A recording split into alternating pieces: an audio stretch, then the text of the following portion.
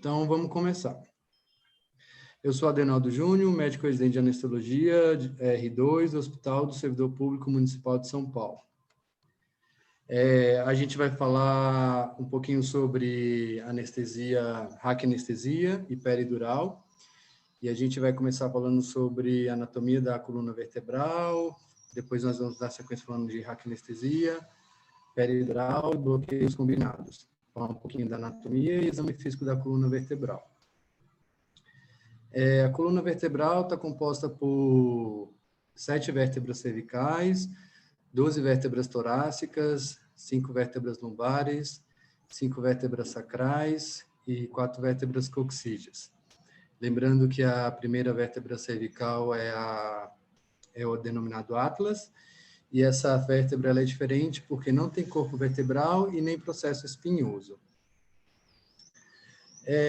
Usualmente, a realização da peridural é na coluna torácica e na coluna lombar. A gente pode fazer nessas duas regiões da coluna. E a raquianestesia a gente faz na região lombar.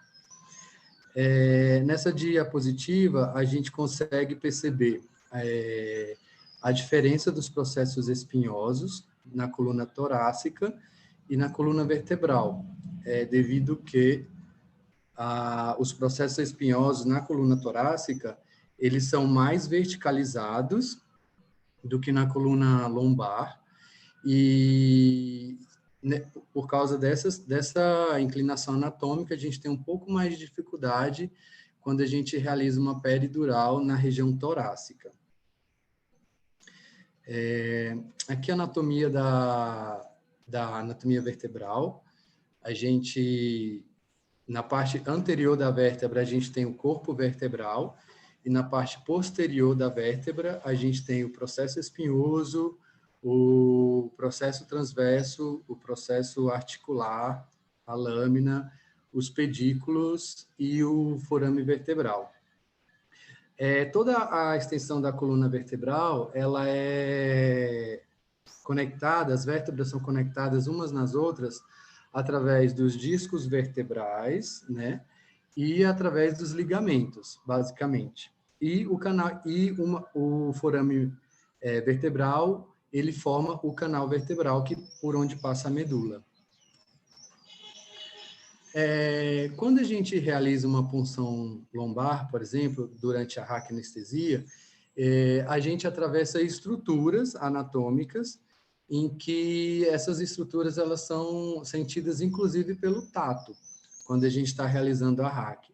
E a gente tem que ter memorizado essas estruturas, então, desde a região da pele até quando a gente chega no espaço subaracnoide. Então, a gente atravessa a pele, o tecido celular subcutâneo,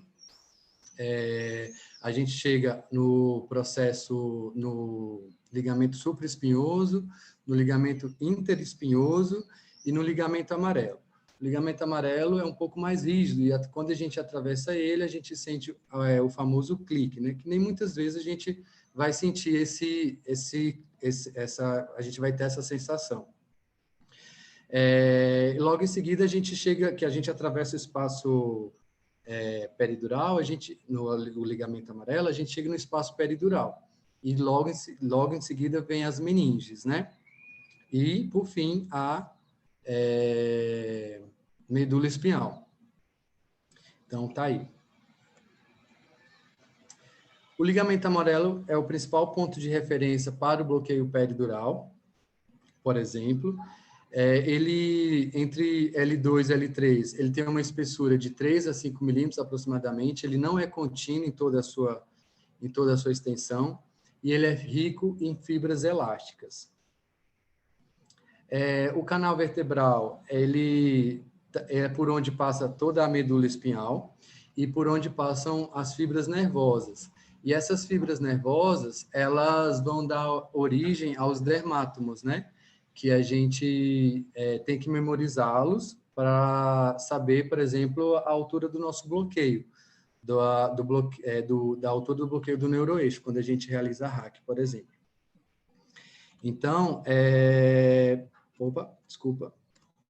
Aqui, por exemplo, tem uma imagem que mostra para a gente a distribuição dos dermátomos que são os metâmeros, por onde as fibras nervosas saem das vértebras e vão dar origem a esses metâmeros e a gente tem que memorizá-los. Então, por exemplo, na linha mamilar, a altura da linha mamilar é o T4, no apêndice tifoide é T6, no rebordo costal T8, na cicatriz umbilical T10 e nas cristas ilíacas T12. Então, dependendo de onde o paciente sente ou não a sensação térmica, né, por exemplo, é onde está o nosso bloqueio. O espaço peridural, ele é um espaço rico em gordura. Logo após o ligamento amarelo está o espaço peridural. Então, ele é rico em gordura e vasos sanguíneos, tanto veias como artérias, né? E fibras nervosas também. E as estruturas anatômicas que compõem o espaço peridural, anteriormente está o ligamento amarelo posterior, lateralmente os pedículos e forames intervertebrais e posteriormente o ligamento amarelo. E o plexo de Batson, que são as veias que estão presentes, o plexo venoso do espaço peridural, denominado plexo de Batson. E esse plexo, a gente tem maior chance de punção nas peridurais paramedianas e em situações mais fáceis, o plexo está dilatado em situações, por exemplo, de obesidade, ascite, gravidez e quando o paciente está em decúbito ventral. Também compõe o canal vertebral, né, as meninges. Então, são 3 meninges, a dura mater, a aracnoide e a pia mater. A dura mater é a membrana mais espessa. Ela inicia lá no forame magno e vai até a vértebra sacral, a segunda vértebra sacral. Está composto de fibras de elastina e colágeno de forma aleatória. É acelular e tem uma superfície interna em contato com a aracnoide. Logo após a dura mater, se encontra o espaço subdural. Em seguida, vem a outra membrana, que é a membrana aracnoide. Essa membrana é uma membrana vascular com tecido conjuntivo, forma de granulações aracnoides, e abaixo da aracnoide, e entre a aracnoide e a pia mater, está o espaço subaracnoide, que é onde a gente injeta anestésico local quando a gente realiza a raquianestesia. E as raízes nervosas espinhais. A aracnoide, como ela é uma membrana vascular com tecido conjuntivo, ela funciona como, quando a gente realiza uma peridural, por exemplo, ela diminui a passagem do espaço peridural para o espaço subaracnoide, por exemplo, quando a gente utiliza anestésico com vasoconstrictor, por exemplo. E aí isso faz com que o anestésico local ele permaneça mais tempo no espaço peridural. A pia mater, ela é a membrana que está aderida à medula espinhal. Então, pia mater é a que está mais perto da membrana espinhal. Ela é fenestrada e apresenta um filo terminal. O líquido cefalorraquidiano, ele é produzido nos plexos coroides dos ventrículos cerebrais, apresenta uma corrente circulatória e é absorvido nas vilosidades aracnoides. Ele tem um volume de 130 a 150 ml aproximadamente e apresenta uma pressão de 15 a 20 milímetros de mercúrio. Agora, a gente vai falar um pouquinho das alterações sistêmicas que ocorrem logo após o bloqueio do neuroeixo. Essas alterações, elas podem ser cardiovasculares, neurológicas, gastrointestinais, renais. E, por exemplo, uma das alterações neurológicas que ocorre após o bloqueio é o fluxo, a hipotensão induzida pela anestesia espinal pode diminuir o fluxo sanguíneo cerebral. Então, ocorre uma diminuição do fluxo sanguíneo cerebral principalmente nos pacientes idosos e naqueles com hipertensão pré-existente. Alterações cardiovasculares. A gente sabe que uma das principais alterações cardiovasculares que ocorre logo após o bloqueio é a hipotensão arterial e a diminuição do débito cardíaco. Ocorre hipotensão arterial porque os anestésicos locais, por exemplo, eles causam uma venodilatação periférica e isso diminui o retorno venoso e também causa uma diminuição da resistência vascular sistêmica. Então, isso diminui, causa hipotensão arterial. Como consequência do retorno venoso ao coração direito, por exemplo, isso também vai levar a uma diminuição do débito cardíaco, tá bom? A bradicardia, que ocorre devido também ao bloqueio do neuroeixo. Se eu realizo uma raquianestesia e o meu bloqueio fica muito alto, por exemplo, se há um acometimento das fibras cardioaceleradoras, que são fibras de T1 a T4, isso leva à bradicardia. O fluxo sanguíneo coronariano também diminui, ocorre uma diminuição da pressão aórtica, com consequente diminuição da demanda de oxigênio pelo miocárdio. A peridural e efeitos cardiovasculares, né? Soluções com adrenalina vai ter um efeito beta-2, então diminui a pressão arterial. E soluções sem adrenalina tem venodilatação e também diminui a pressão arterial.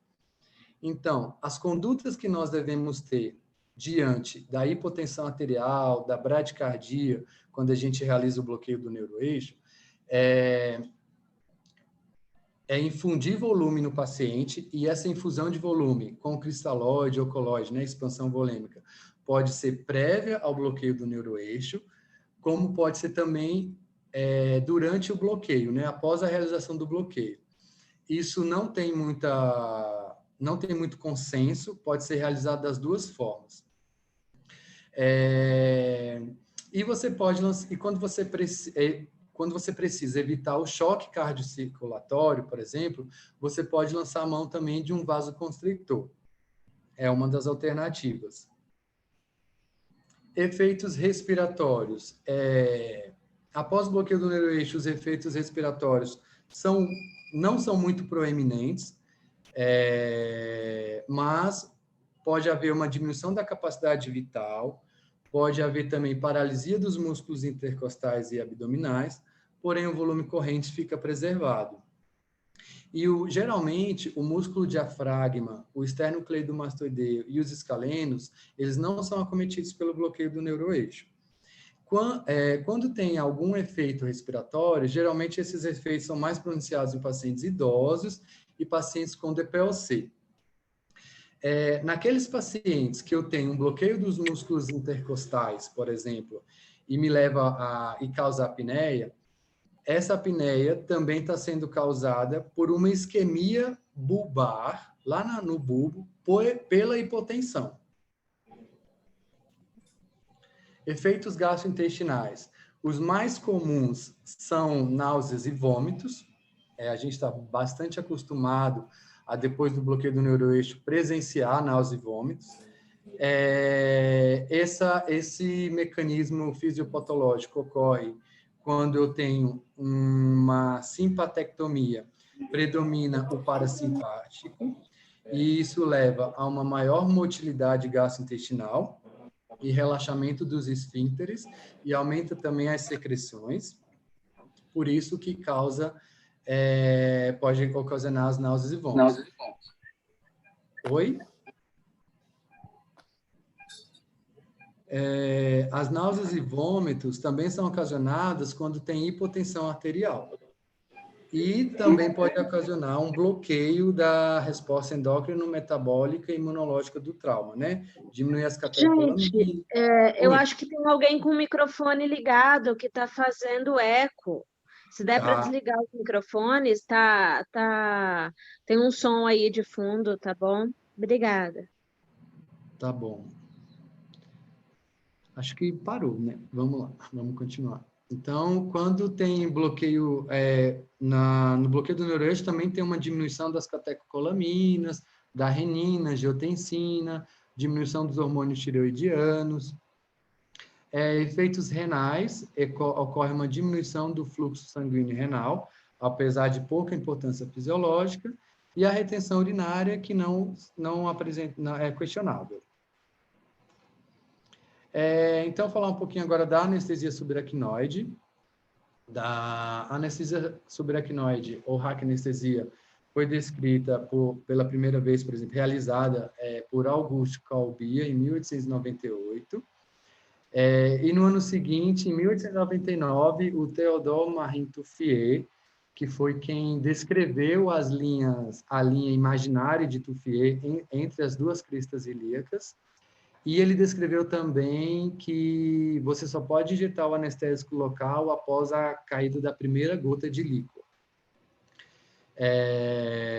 Eu gosto de história, então por isso que eu mencionei aqui rapidinho sobre essas duas pessoas tão importantes para a raquianestesia.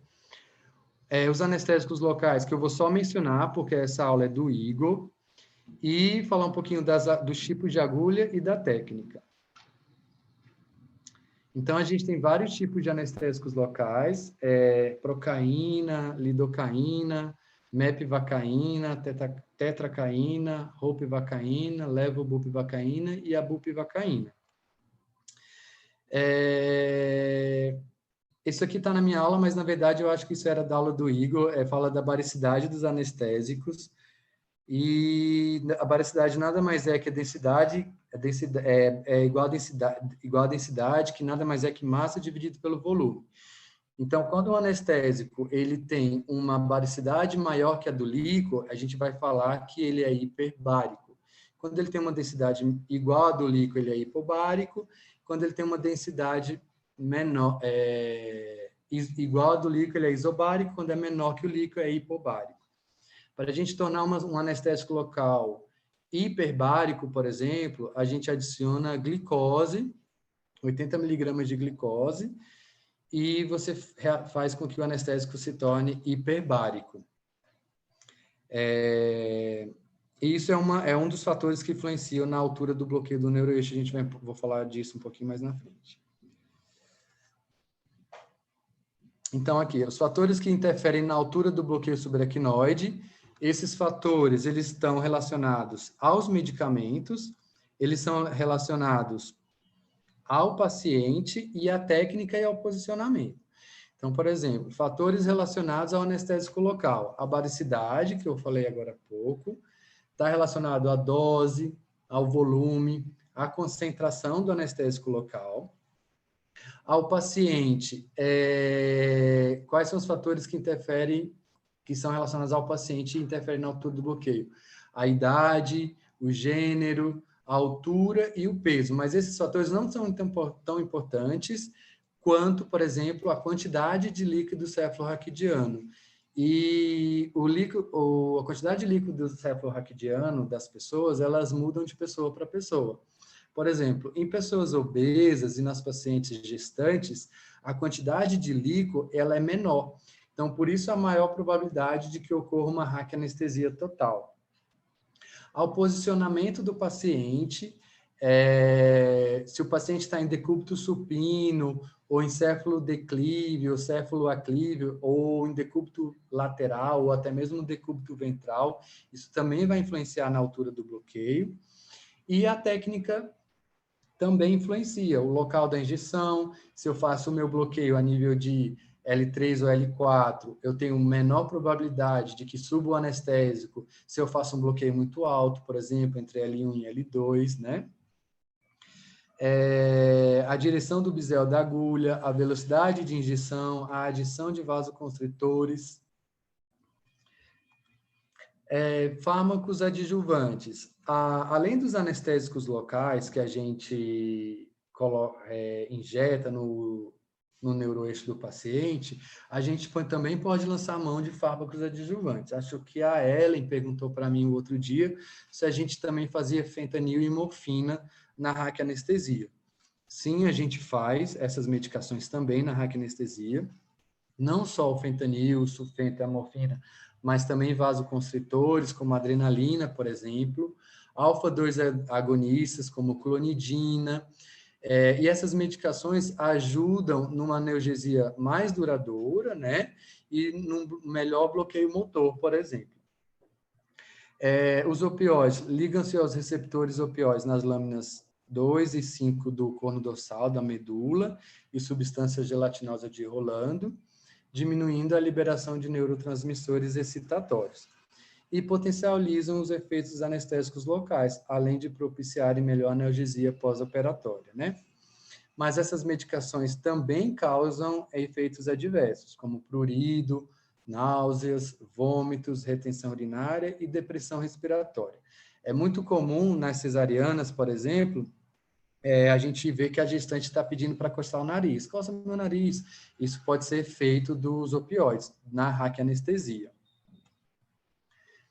Aqui a gente tem os vários tipos de agulha,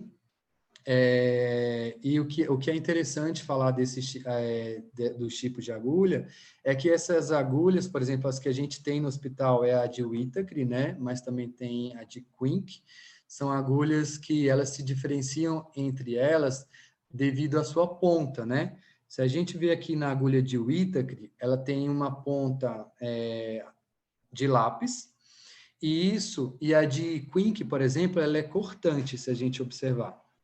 E aqui na de Whittaker também, o orifício dela é lateral, tá? Então, essa ponta de lápis serve para divulsionar, ao invés de cortar as fibras, né, dos ligamentos, por exemplo, e das meninges, serve para divulsionar, ao invés de fazer um orifício muito grande. E isso, antigamente, as agulhas de raquianestesia, elas tinham um calibre muito grande, e esses calibres foram diminuindo paulatinamente, né? Por exemplo, a agulha de 25 gauge, ela causa mais cefaleia pós-punção dural do que a de 27 gauge, por exemplo. Mas no livro fala que a agulha de 29 e de 27 gauge, elas são equivalentes com relação à presença de cefaleia pós-punção dural. No livro também fala, quando a gente vai realizar a raquianestesia, né, e também da peridural, as 4 P's, que são preparação, posicionamento, né, projeção e punção. O posicionamento, o paciente pode ficar em decúbito lateral ou em posição sentada, o paciente pode ficar até em decúbito ventral também. Projeção e punção, né? A punção, ela pode ser tanto mediana quanto paramediana, e geralmente em L4 e L5. Eu não sei se eu falei, eu acho que eu não falei quando eu falei da coluna vertebral e da medula espinhal, mas ao nascimento, a medula espinhal, ela termina a nível de L3. Mas mas durante a fase, né, do crescimento, esse crescimento da coluna vertebral e da medula espinhal, ele é desproporcional. Então, as fibras nervosas, elas crescem obliquamente. Então, isso faz com que na fase adulta, na idade adulta, o cone medular, ele termine a nível de L1, entre L1 e L2, na maioria dos adultos. Mas isso não quer dizer que em outras pessoas o cone medular possa estar mais abaixo, por exemplo. Então, esse é o motivo pelo qual a gente realiza a punção lombar entre L4 e L5. Então, aqui é para ilustrar, né? Pode ser em posição sentada ou em decúbito lateral, o local da punção, né? E pode ser tanto mediana quanto paramediana. Essa imagem é uma imagem que eu peguei do Mânica. Aqui está a linha imaginária de Touffier, quando a gente realiza a palpação na crista ilíaca, né? Anterosuperior, e traça uma linha imaginária. Então, como eu falei anteriormente, a dispersão do anestésico local tem relação tanto com a droga, quanto com o paciente, quanto com a técnica. Então, com relação ao medicamento, dose e baricidade são os mais importantes, volume, concentração, temperatura e viscosidade são menos importantes. Dispersão cefálica, o volume do líquido cefalorraquidiano é muito importante, e a gestação avançada, porque aumenta a pressão intraabdominal, e isso faz com que também pode influenciar na altura do bloqueio, são os mais importantes. Peso, altura, anatomia da coluna e pressão intraabdominal são menos importantes. Tá? Com relação ao procedimento, a posição do paciente, quando a gente quer, por exemplo, que o bloqueio ele fique um pouco mais alto, quando eu quero que o bloqueio, por exemplo, na cesariana, fique a nível de T4, na linha mamilar, por exemplo, eu posso realizar um cefalodeclive, então isso faz com que o bloqueio suba. Na coluna vertebral também tem curvaturas anatômicas, que quando o paciente está em decúbito, está em posição sentada, e eu coloco ele em decúbito dorsal, a dispersão do anestésico é pela curvatura torácica, por exemplo, né, que eu tenho a lordose, e a cifose torácica, a lordose lombar, por exemplo, então o anestésico vai descer por ali. E as soluções hiperbáricas descem no líquido, tem tendência a descer no líquido, e a hipobárica subir no líquido, e a isobárica não tem muito efeito. Nos idosos, a dispersão cefálica é maior, obesidade e gravidez, a dispersão cefálica é maior, e se aumentar a dose, também aumenta a duração consequentemente. E as soluções isobáricas, elas duram mais, o bloqueio é mais duradouro. As indicações da raquianestesia,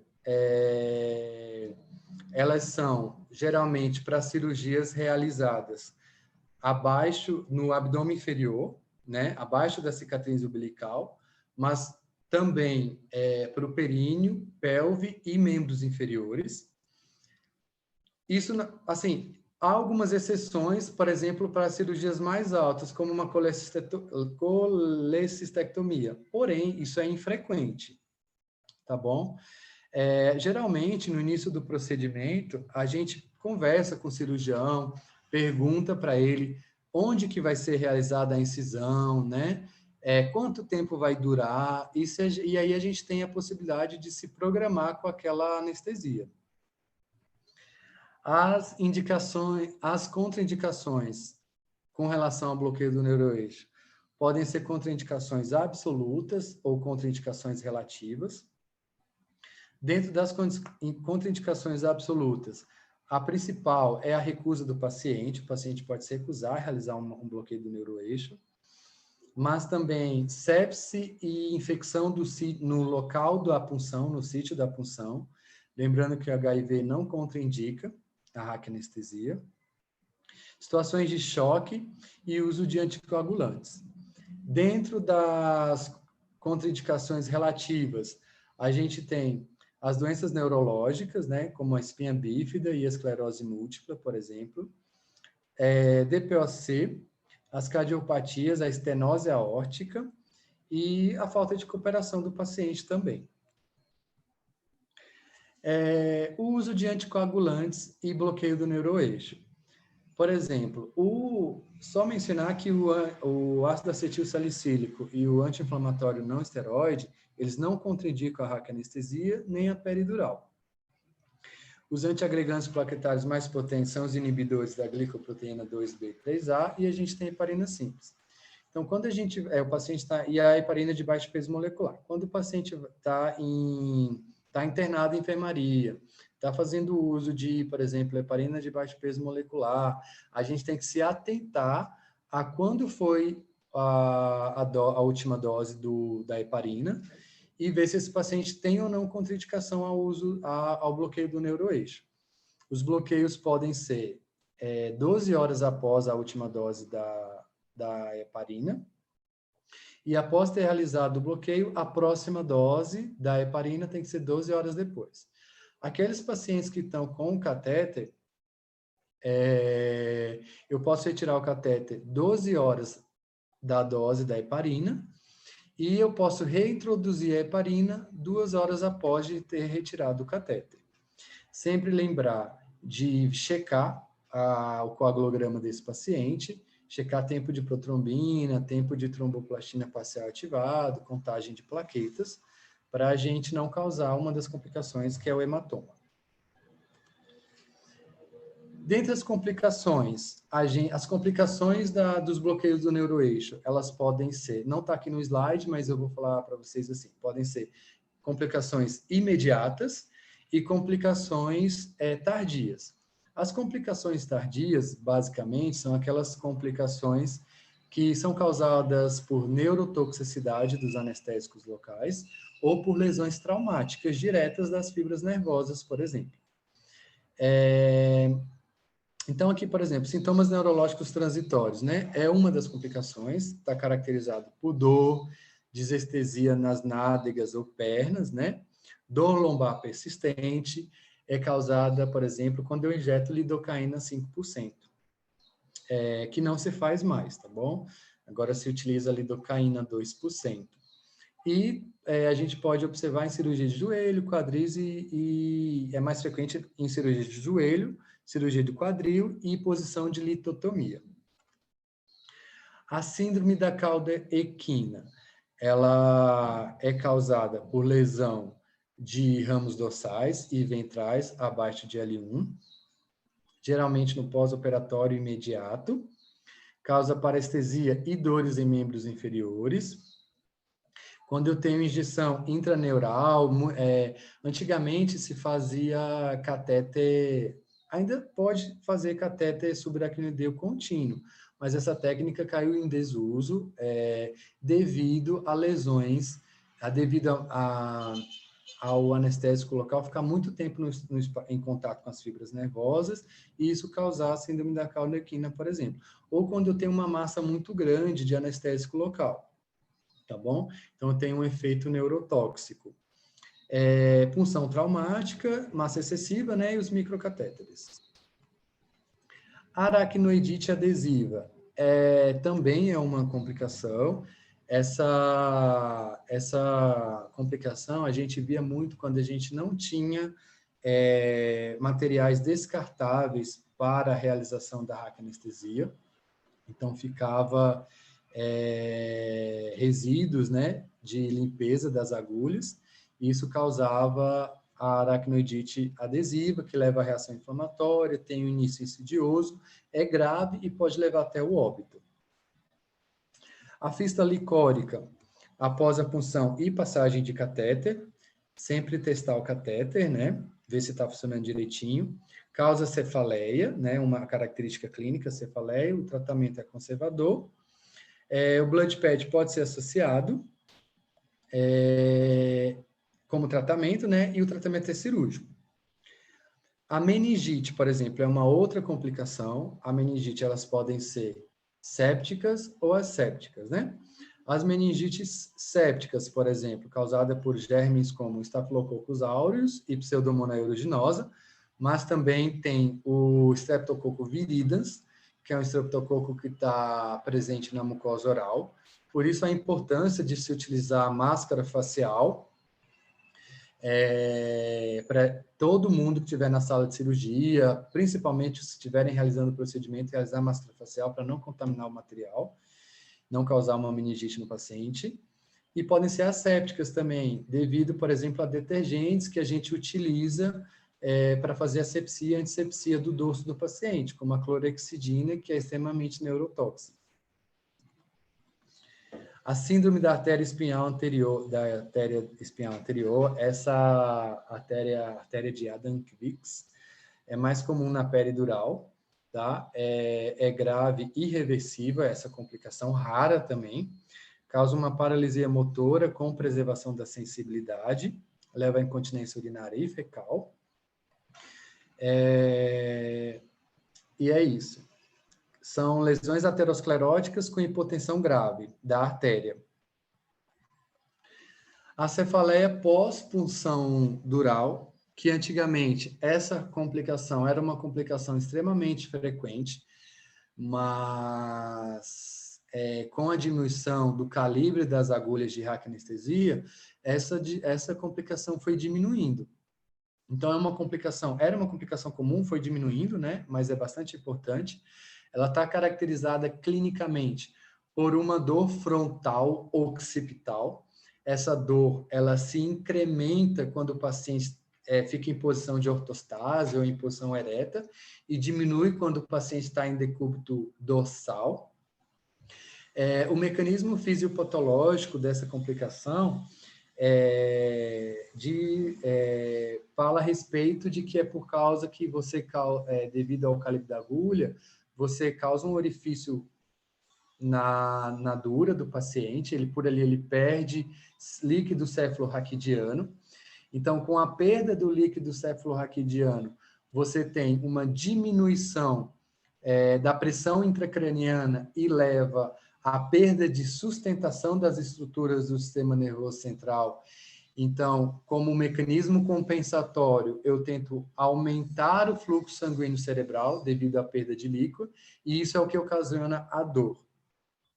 Além da dor, da cefaleia, pode estar associado a outros sintomas, como zumbido no ouvido, né, tinnitus, diplopia, tontura, e essa cefaleia, ela se resolve espontaneamente na maioria das situações ao cabo de 1 a 3 dias, mas quando não se resolve, aí eu tenho que lançar mão de intervenção. No caso, hidratar bastante o paciente, realizar uma hidratação vigorosa. Posso administrar cafeína para ele, analgésicos, anti-inflamatório,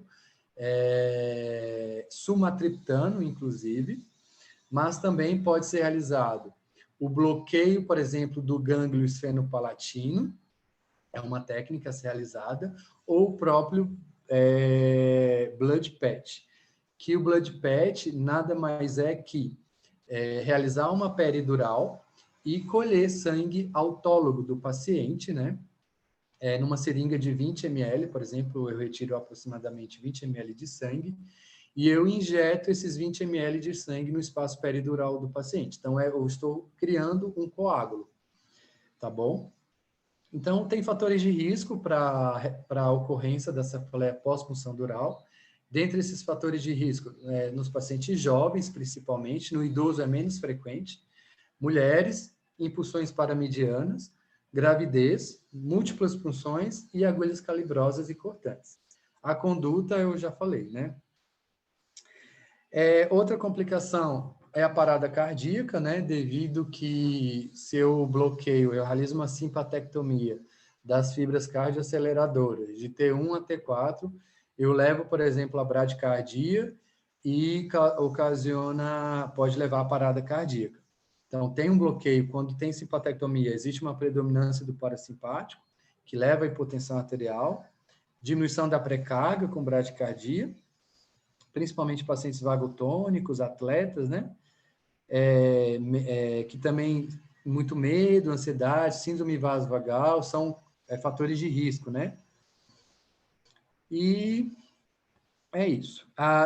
Em presença da bradicardia, a gente tem que tratar com atropina. A atropina é efetiva para o tratamento da bradicardia durante o bloqueio do neuroeixo.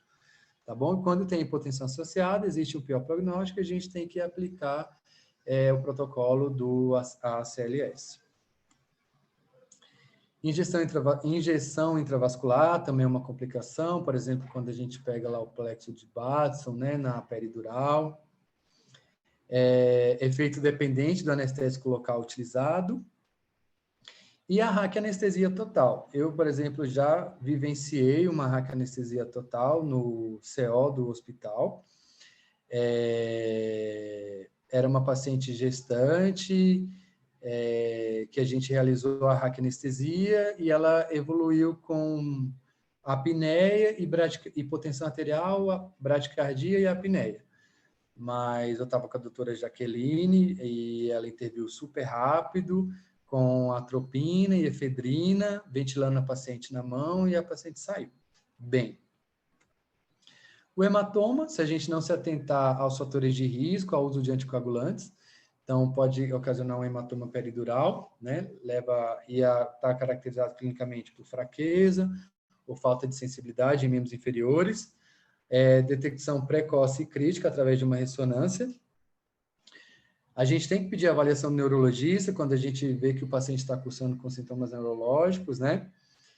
E sempre realizar uma avaliação pré-anestésica direitinho e investigação do uso de anticoagulantes, além de alimentos e fitoterápicos, né? Por exemplo, alho, ginkgo biloba, também fala que são contraindicações para anestesia do bloqueio do neuroeixo, bloqueio do neuroeixo porque pode causar hematoma. Falar um pouquinho assim, a anestesia peridural, ela tem quase que as mesmas características da raquianestesia, porém, ela tem algumas vantagens em relação à raquianestesia. Uma delas é a possibilidade de passar um catéter peridural e você poder titular melhor as doses de anestésico local e não fazer só uma injeção única de anestésico.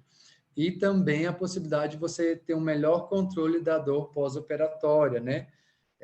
Quando o paciente está com o catéter, e você pode fazer anestésico local posteriormente, no pós-operatório. Os anestésicos que a gente utiliza são basicamente os mesmos. E as variáveis que alteram a instalação, duração e intensidade do bloqueio são propriedades físico-químicas dos anestésicos locais, massa, volume, concentração, coisas que a gente já mencionou anteriormente. Os fármacos adjuvantes são os mesmos, vasoconstritores, clonidininas e opioides, tá?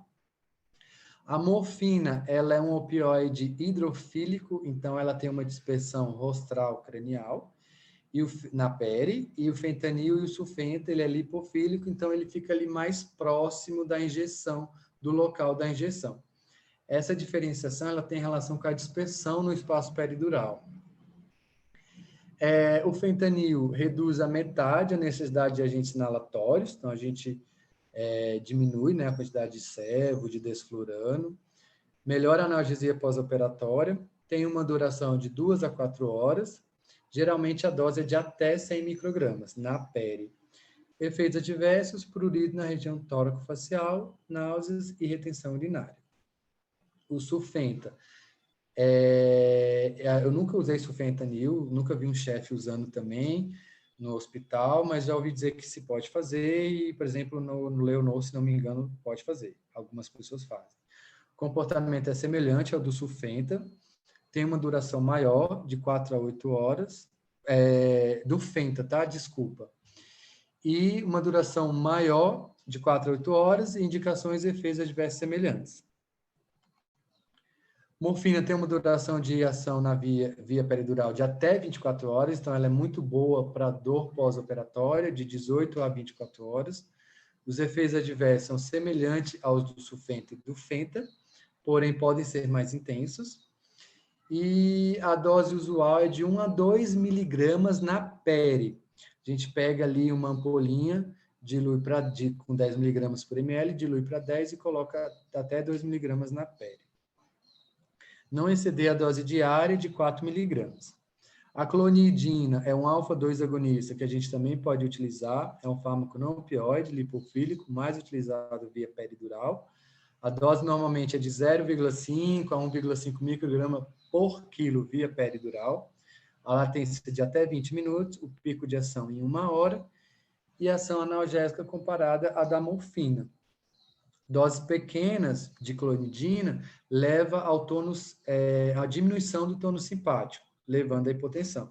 E doses maiores podem provocar vasoconstrição e hipertensão arterial. Os efeitos adversos causam bloqueio das fibras cardioaceleradoras se a peridural for muito alta, náusea, vômito, bradicardia e sedação. A técnica é basicamente a mesma, os 4 P's, preparação, posicionamento, projeção e punção. Aqui a gente utiliza na pele a agulha de Torri, tá bom?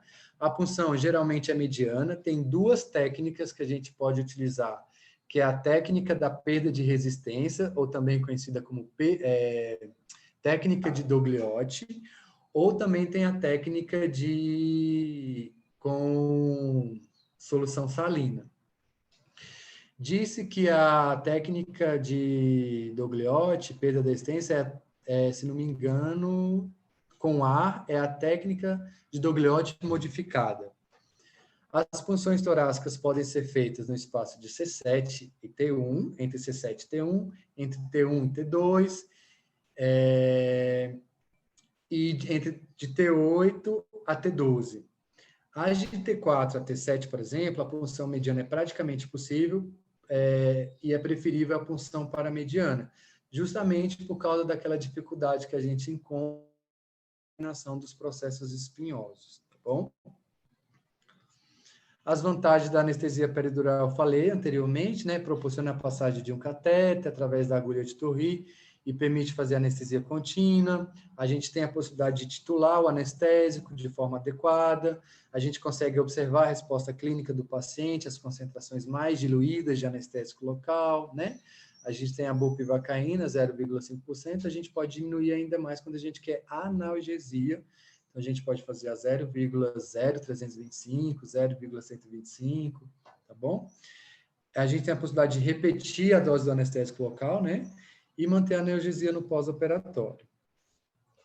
Os eventos adversos, um dos principais que os pacientes se referem é a dor lombar, a perfuração acidental da dura mater. Então, assim, quando você perfura realizando uma peridural a dura mater, você consegue observar de forma abundante o refluxo de líquor, uma punção venosa acidental, lesões medulares, abscesso peridural, um hematoma espinhal, isquemia medular, a síndrome da artéria anterior da medula, tá?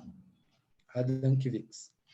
Então, raquianestesia, peridural e duplo bloqueio. O duplo bloqueio nada mais é que a associação da peridural com a raquianestesia. Eu posso realizar num segmento único, quando eu faço a peridural e pela própria agulha de peri eu passo a agulha de raquianestesia, ou eu posso realizar duplo segmento. Eu faço a peri num segmento, num nível, e a raquianestesia eu posso fazer num segmento superior. Tá? Então, é uma alternativa indicada para bloqueios neuroaxiais, em que se pretende fazer anestesia subaracnoide e colocar o catéter de peri simultaneamente. As indicações de peri, todas as cirurgias realizadas por raquianestesia são indicações, por exemplo, de peridural. Uma das desvantagens, por exemplo, é que o período de latência da peridural ele pode ser maior do que o de raquianestesia, por exemplo.